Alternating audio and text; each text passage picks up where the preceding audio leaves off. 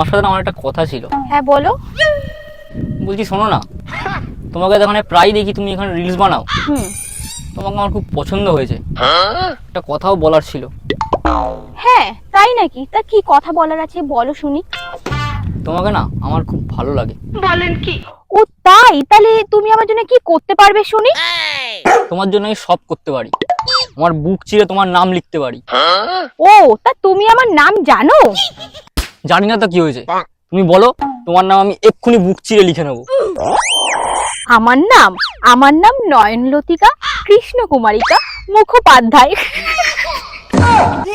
ও মা গো, প্লিজ আমাকে ক্ষমা করে দাও। তোমার নাম বুকে লেখা তো অনেক পরের কথা, মুখে উচ্চারণও করতে পারবো না। প্লিজ আমাকে ক্ষমা করে দাও, আমি আসছি, বাই। আরে কি হলো? শোনো, আমার নাম লিখবে না? কোথায় যাচ্ছে? শোনো শোনো, কি হলো?